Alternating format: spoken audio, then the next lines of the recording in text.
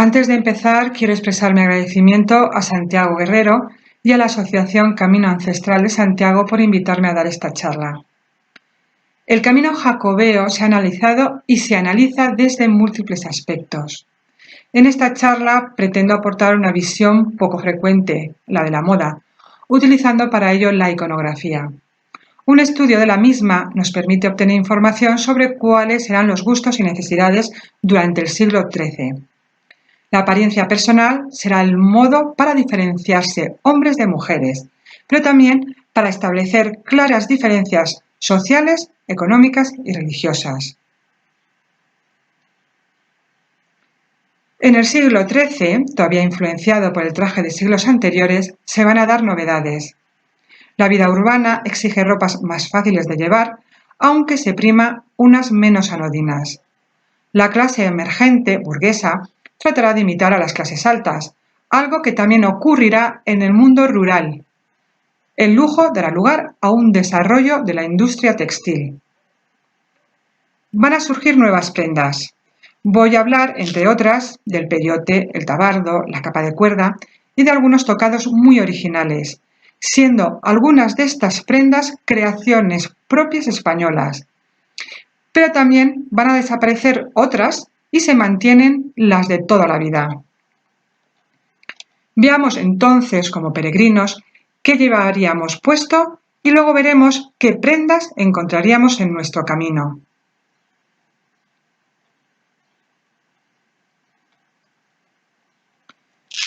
Vestiríamos de forma sencilla y cómoda, ya que el camino estará polvoriento, pero también tenemos que estar preparados, lógicamente, para la lluvia y el frío. Las prendas básicas serán la camisa y la gonela o saya. La camisa era prenda interior, por tanto uno no podía presentarse solo con ella en público. Iba directamente sobre la piel y se confeccionaba con lino, que podía ser fino y suave, propio de la gente con poder adquisitivo alto, o vasto, como el cáñamo o la estopa. También se podía hacer con algodón, pero en general se mezclaba el lino con la lana. En el caso de los hombres, la camisa llegará hasta las ingles o hasta las rodillas. La camisa de mujer será mucho más larga. En la imagen de la izquierda vemos a un hombre con camisa hasta las rodillas y con una cofia, tocado del que hablaré más tarde. Las imágenes de la derecha nos muestran a una judía en camisa.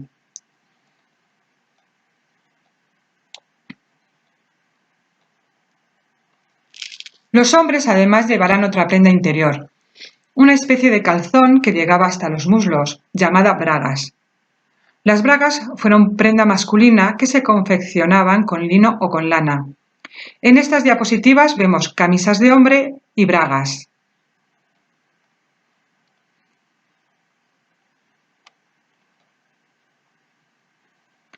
Encima de la camisa se colocaba la gonela o saya. En Aragón, Cataluña y Valencia será gonela y en Castilla saya. Era una prenda generalmente de lana con corte sencillo, cerrada, más o menos holgada, con mangas estrechas que se ceñían con cordones. Podía ajustarse a la cintura con un cordel o se podía llevar con un cinturón. En el caso de los hombres, como vemos aquí, eran cortas hasta las rodillas, aunque también había otras hasta las pantorrillas. El personaje de la izquierda lleva una saya hasta la rodilla, porta un báculo y seguramente ande descalzo. Los dos personajes de la derecha llevan sayas teñidas, aunque lo normal sería llevar la prenda con el color natural de la lana.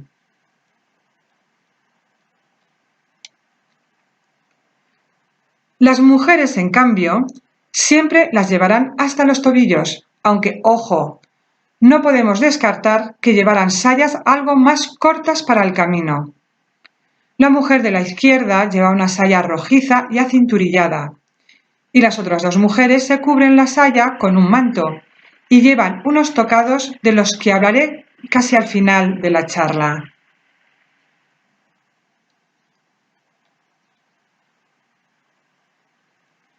El escote de la saya o gonela era redondo, lo suficientemente ancho como para pasar la cabeza. Algunas tendrán una hendidura en el delantero, que se podía cerrar con botones o cordeles, y que podía ir adornado con tiras o ribetes de otro color.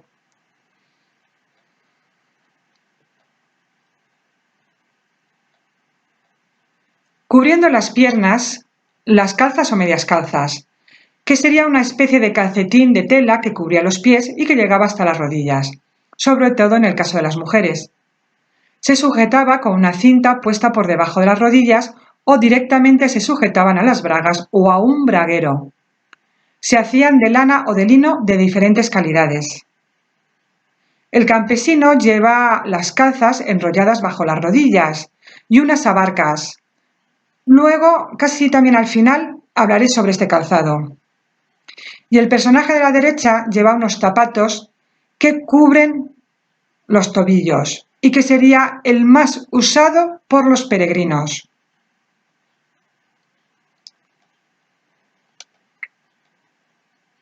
Sobre la cabeza, el sombrero típico de los peregrinos, que como vemos en dos de los personajes de esta diapositiva, en azul, tenía forma redondeada, algo cóncava y con la copa también redondeada.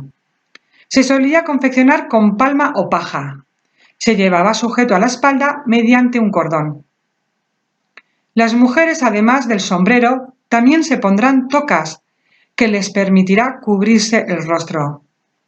La mujer cristiana solo se cubrirá el rostro para protegerse del polvo y las inclemencias del tiempo. Los otros personajes llevan sombreros de fieltro con el ala doblada por un lado, y tres de ellos lucen cofias y otro además un capirote.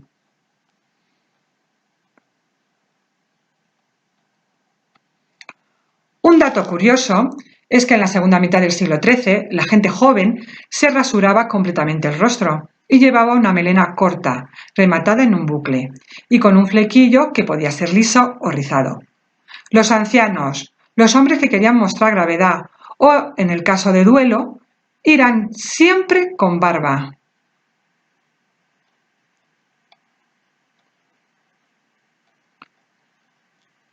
Los hombres, para cabalgar, llevarían sayas o gonelas, con la falda abierta o hendida, desde la cintura hasta el ruedo.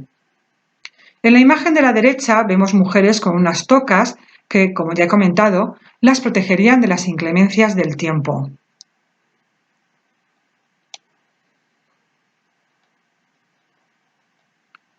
En los pies, zapatos o un calzado llamado borceguí. Era una especie de bota alta, de cuero flexible, que se le podía dar la vuelta como si fuera un guante, e iba muy ajustado a la pierna. Algunos borceguíes llevaban una suela de cuero blanda. En general se llevaba con otro calzado.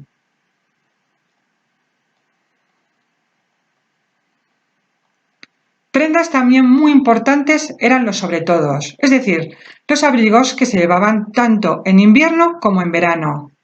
Voy a destacar 4 que llevarán tanto hombres como mujeres. El tabardo, prenda francesa que se usará mucho en Castilla, era de lana. Aparece en el siglo XIII y perdurará hasta 2 siglos después. Era holgado, cerrado y con mangas colgantes. Estas mangas llegaron a ser muy largas. Los brazos se podían sacar por unas aberturas en la unión del cuerpo con las mangas. Había tabardos cuyas mangas acabaron siendo unas tiras, las llamadas mangas bobas, que iban desde los hombros y cuyo origen era oriental, siendo por tanto un simple adorno. Para poder cabalgar, el tabardo llevaba una abertura desde la cintura hasta el ruedo. Podía llevar capirote.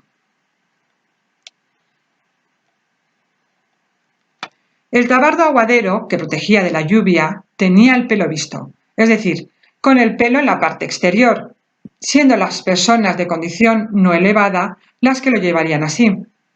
Un tabardo aguadero lo vemos en el personaje que está a la derecha, que además lleva el sombrero típico de peregrino sobre una cofia. Y el zapato de moda en el siglo XIII. El de la izquierda parece llevar calzas soladas, que era una suela cosida en la planta del pie, aunque quizás sean borceguíes.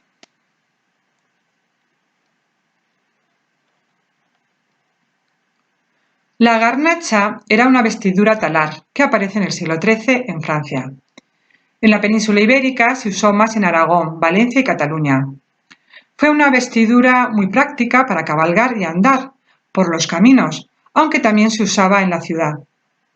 Era un traje suelto, amplio, cerrado, aunque podía llevar una abertura desde la cintura hasta el ruedo y que se caracterizaba además por el corte de sus cortas mangas, pero de boca amplia que formaba cuerpo con el resto del vestido. Podía ir forrado con otra tela.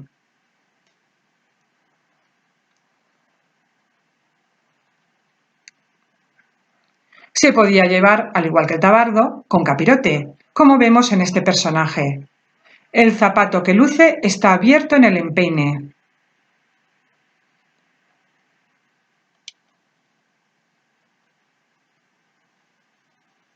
El manto era una prenda usada especialmente por las mujeres de cualquier condición social, sobre todo cuando salían a la calle.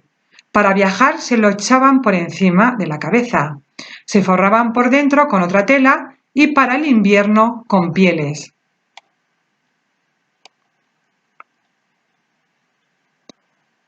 Ahora voy a hablar de aquellas prendas que fueron novedosas, originales o que estuvieron muy de moda en el siglo XIII. Lógicamente, como peregrinos, vamos a pasar por ciudades y pueblos y nos vamos a cruzar con todo tipo de personas, nobles, comerciantes, campesinos.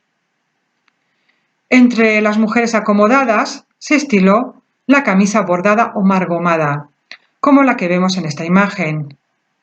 Iba muy ceñida al cuerpo mediante cuerdas que cerraban una abertura en un costado. Los bordados eran preciosas labores musulmanas. Por tanto, parte de la camisa, como las mangas y el torso, se podían mostrar en público.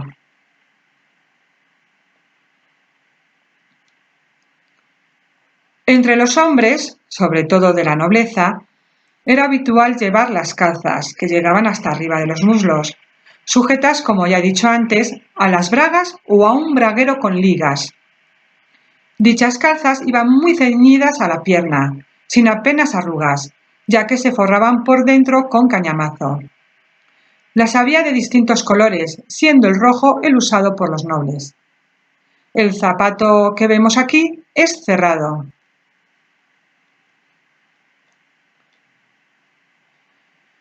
También las sayas podían ir encordadas, es decir, se ajustaba completamente al cuerpo por medio de cordones cruzados en zigzag, como vemos en el hombre de la derecha. Será una novedad original española entre la gente con poder adquisitivo alto. Ambos personajes llevan una capa con cuerda.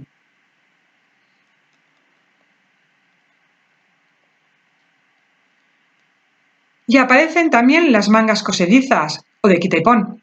Estas mangas se confeccionaban aparte y se unían al cuerpo de la prenda por medio de cintas o cordones. La mujer de la izquierda nos muestra una camisa margomada, una saya encordada roja sin mangas y un peyote azul. El hombre luce una saya encordada con las mangas cosedizas, cuyas uniones van ocultas por medio de unas tiras de otro color.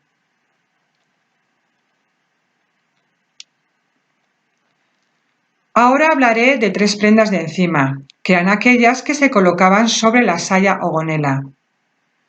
Una de ellas, de origen francés y que posiblemente ya recibirá el nombre de cota por la zona de Aragón, era de corte sencillísimo, muy holgada, cerrada, aunque la parte de arriba podía llevar una hendidura vertical que se abrochaba con botones.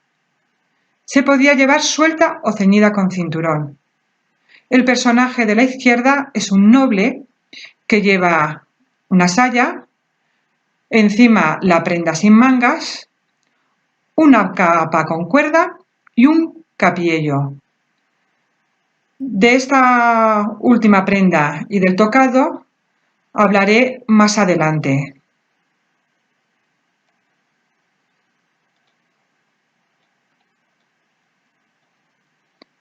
El peyote, prenda original de la indumentaria española, era holgado, largo, más largo en mujeres que en hombres, cerrado, con el escote redondo y con una hendidura vertical.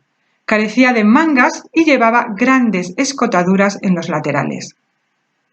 En el personaje de la izquierda, que lleva un cesto, podemos ver el tamaño de la escotadura, que luciría la gente común, aunque podía ser algo más pequeña, mientras que el noble lleva un peyote con la parte delantera y trasera del torso muy estrecha.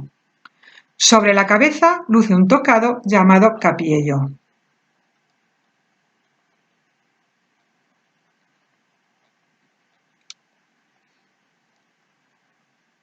El peyote se llegó a poner de moda en Francia y, como vemos en este otro personaje, las escotaduras fueron tan grandes que mostraban las caderas.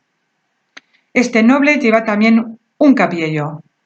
La reina lleva bajo el peyote una saya muy ajustada, lo que nos da una pista de que sea encordada, y sobre la cabeza un tocado típico castellano. También hablaré de este tocado.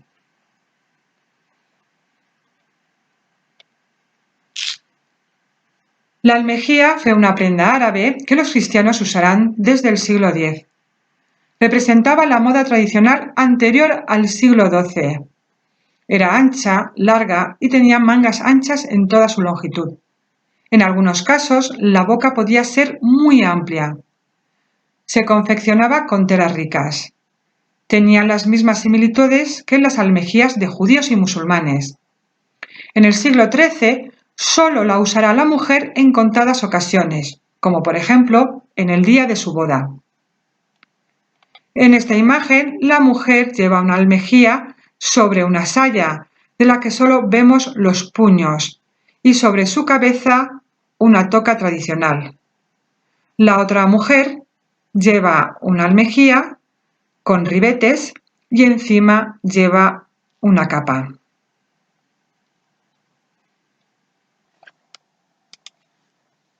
En cuanto a los tocados, tendrán mucha importancia durante este siglo, sobre todo entre los hombres.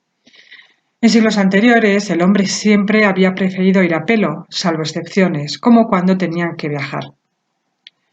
Los tocados masculinos más de moda fueron el capirote o almuza, que se documenta por primera vez en la segunda mitad de este siglo, aunque ya se observan capirotes independientes desde el siglo XII. Era usado principalmente por la gente común. Nació en Francia al separarse la capucha o capuchón de unas determinadas prendas. Era un tocado que cubría toda la cabeza y que solía terminar en punta.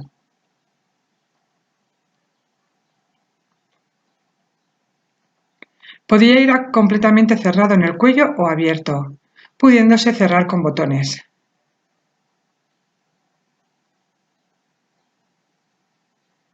En un momento dado, se llegó a poner metiendo la cabeza directamente por la abertura destinada a encuadrar el rostro, y la parte que cubría los hombros se dejaba caer hacia atrás o a un lado.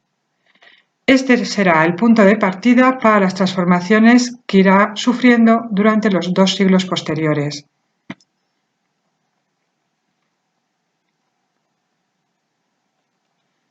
En esta diapositiva podemos ver cómo se podía colocar el capirote en el siglo XIV y XV, respectivamente.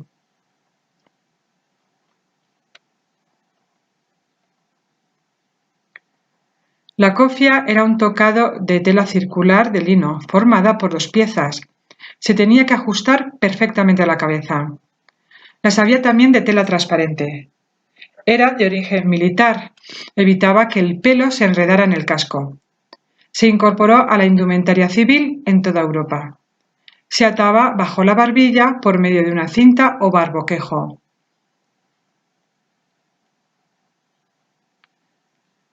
Un tocado del que se desconoce su nombre y que llamaremos bonetillo o boneta era los que vemos en esta diapositiva. Ya antes del siglo XIII, sobre todo entre la gente muy humilde, llevaban pequeños tocados de lana ajustados a la cabeza. Algunos eran de fieltro, similar a las boinas actuales.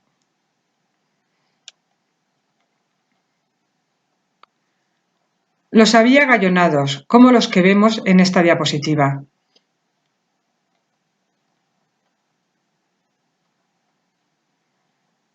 Estos tocados se siguieron usando en este siglo, pero aparece otro algo más grande y con una vuelta a lo largo del ruedo de la copa. vuelta que podía tener cortes. El hombre de la imagen superior lleva un bonetillo cuya vuelta está forrada con piel y el tocado va sobre una cofia. Los personajes de abajo llevan capirote, cofia, sombrero y el bonetillo con vuelta.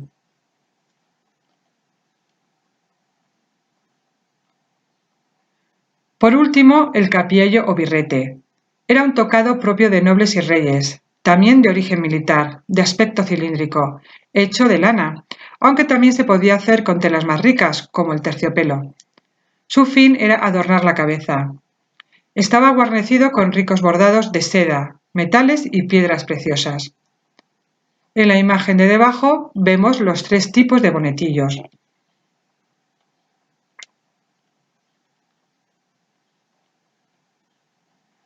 En cuanto a las mujeres, solo las casadas llevarán tocados. La doncella irá en cabello o con una cinta, una guirnalda o un prendedero a modo de corona. La crespina era una cofia de red de origen francés que recogía completamente el cabello. En esta imagen de la izquierda vemos una doncella con una guirnalda y 2 mujeres con crespina y prendedero. Sobre este complemento hablaré luego. En la imagen de la derecha, la mujer va con una crespina y encima un velo, y lleva una saya holgada acinturillada.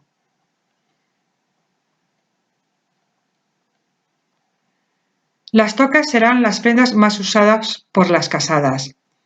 Tenían formas variadas, pero solo voy a hablar de las más populares. La toca tradicional, propia de mujeres mayores y viudas, era una tela ancha, de corte rectangular, que se colocaba simplemente sobre la cabeza, pero también se podía colocar envolviéndola completamente, ocultando por tanto el cabello, y la pasaban por debajo de la barbilla, cubriendo el cuello, quedando así enmarcado el rostro. Recibió el nombre de toca barbada. Esta forma de colocarse la toca era la habitual entre las mujeres musulmanas y que las cristianas imitarán.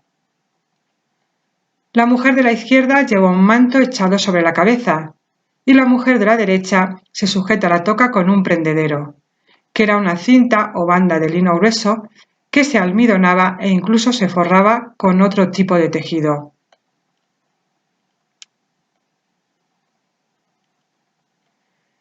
El velo o impla era una toca fina y transparente, por tanto muy delicada. La mujer de la izquierda lleva un prendedero y encima el velo. También luce sobre la saya un peyote. La mujer de la derecha lleva un velo y la saya que luce es holgada, larga hasta el suelo y se la ciñe con un cinturón. Las sayas hechas con tanta tela, como también va a ocurrir con otras prendas, nos indica que sus portadores eran gente rica o muy acomodada. Y en el caso de que esta prenda se hiciera con telas ricas como la seda, fuera además talar y llevar adornos, recibía entonces el nombre de brial.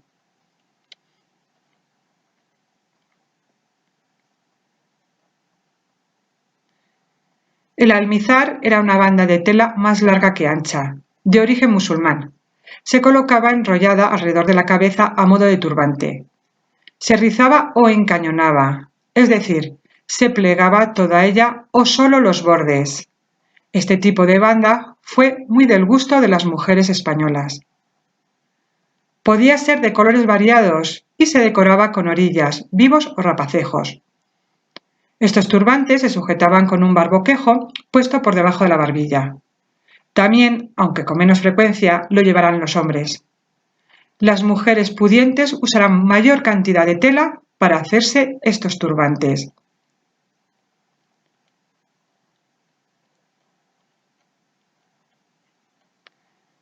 El prendedero, como ya he comentado, era un complemento que se podía llevar con otro tocado. Al principio era una tira muy estrecha, pero poco a poco fue aumentando su anchura y haciéndose más rígida. Solía ir con la barbeta, que era una pieza de tela más o menos ancha que se colocaba por debajo de la barbilla y se sujetaba en la parte superior de la cabeza o a un lado con alfileres. La mujer de la izquierda, posiblemente una doncella, lleva un prendedero a modo de corona y una banda estrecha pasando por debajo de la barbilla. En la otra mujer, la banda es más ancha y el prendedero es de aspecto rígido.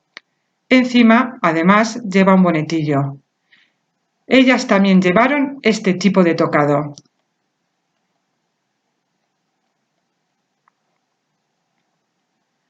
La mujer de esta diapositiva lleva un prendedero alto, envuelto con bandas puestas en vertical. Esta forma de colocar las bandas era moda francesa. Debajo lleva una barbeta.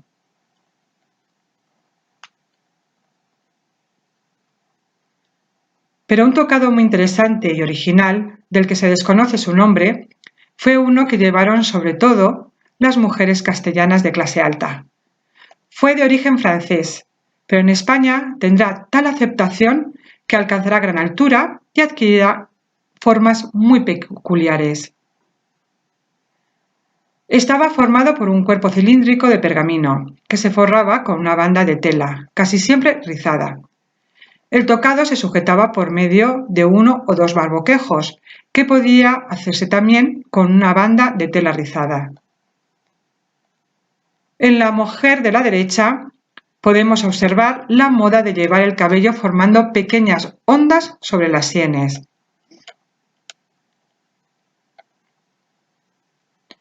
En esta diapositiva podemos ver la altura que alcanzó este tocado.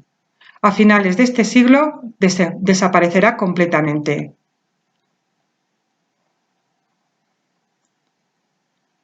También, como he dicho, tuvo formas muy peculiares. Aquí vemos cómo el tocado podía tener una protuberancia cónica en la parte posterior. En dos de las imágenes vemos unas mujeres que lo llevan cubierto por una toca. Pero también podían tener dos protuberancias, una delante y otra detrás, e incluso elementos rígidos puestos a un lado. También desaparecen a finales del siglo XIII.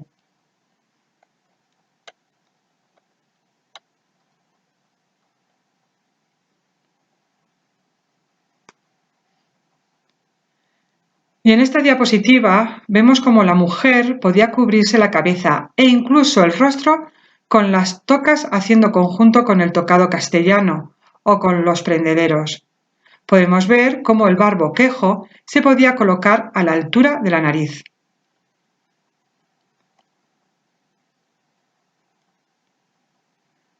En cuanto a los sobretodos, voy a destacar los siguientes. La capa con cuerda, de origen francés y que estuvo muy de moda en Europa. Era de corte semicircular y llegaba hasta los pies. Se cerraba por delante por medio de cordones o cintas. En algunos casos podían llevar dos cordeles. En esta diapositiva vemos a un rey y una reina luciendo la capa con cuerda, que como era costumbre se sujetaba con una mano. El rey además lleva uno de los extremos de la capa puesto por delante, siguiendo una tradición de siglos anteriores.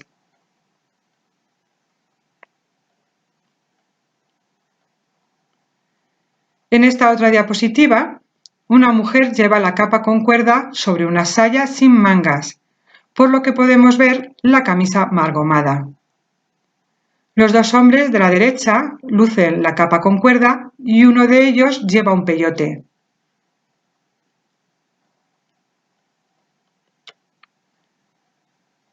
El redondel era un manto abierto en un lado, sin cuello o con uno de piel, llamado trascol.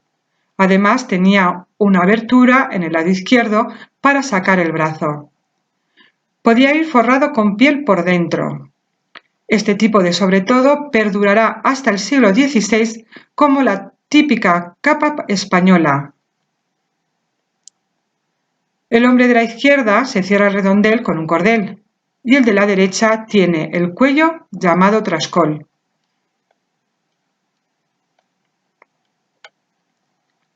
En esta diapositiva vemos a dos peregrinos con redondel con trascol.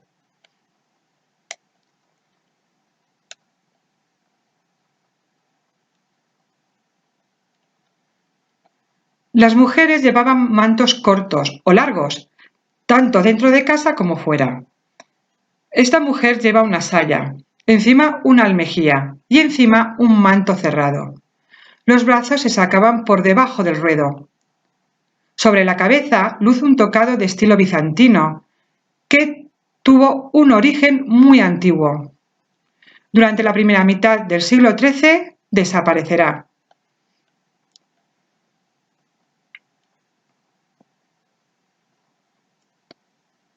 En cuanto al calzado, ya hemos visto unos completamente cerrados, que podían llevar como adornos viras o cordones, otros abiertos en la zona del empeine y otros cerrados cubriendo los tobillos.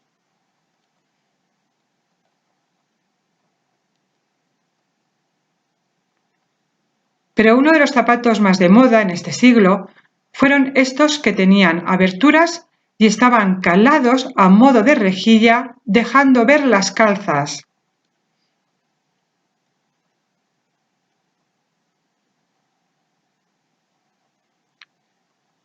Un calzado que se usaba también para salir a la calle y que posiblemente llevarían algunos peregrinos eran los alcorques. Es un calzado que se remonta a la época hispano-romana, pero fue usado por los musulmanes españoles, que le dieron un impulso extraordinario. El alcorque no tenía talón, la suela era de corcho y solo se sujetaba por una tira en el empeine. Lo usaban hombres y mujeres de todos los estamentos sociales y también los religiosos. Se podía utilizar telas ricas para forrar el corcho. Este calzado daría lugar al chapín, que se pondría de moda entre las mujeres desde finales del siglo XIII hasta el siglo XVII, cuando se empezó a colocar suelas más gruesas o más láminas de corcho para parecer más altas. Las imágenes de esta diapositiva, aunque son del siglo XV, nos sirven para ver alcorques y un chapín. En este caso, el alcorque va con un borceguí.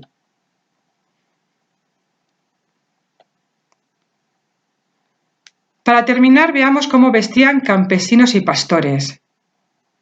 Los hombres llevarán sayas cortas y hendidas para trabajar con más comodidad, medias calzas y abarcas. Las mujeres llevarán sayas algo más largas.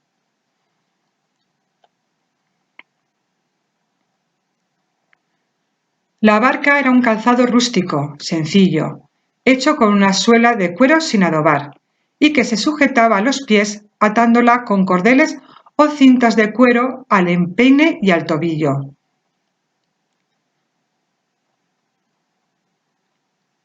Como sobre todos, voy a destacar 4. El capotillo, prenda de 2 paños, similar a un escapulario que llevaba capuchón.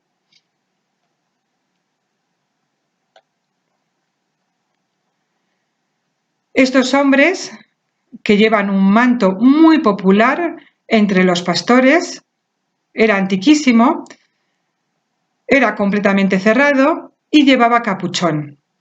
Perdurará muchos años después. La capa aguadera, especial para la lluvia, era cerrada, de lana o de piel, y llevaba capuchón. Como en el caso del tabardo, el pelo podía quedar hacia el exterior.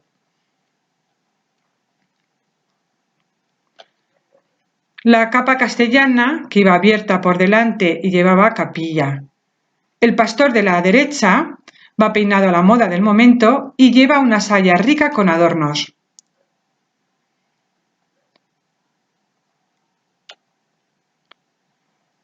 Para terminar voy a hablar de los tubrucos.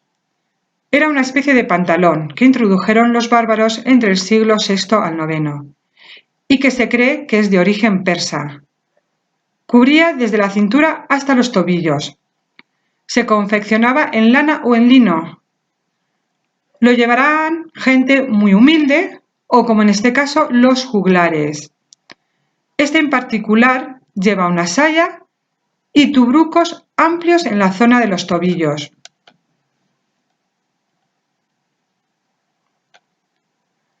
Muchísimas gracias por su atención y espero que la charla les haya gustado, les haya también parecido interesante y, lo más importante, les anime a investigar sobre este tema. Gracias.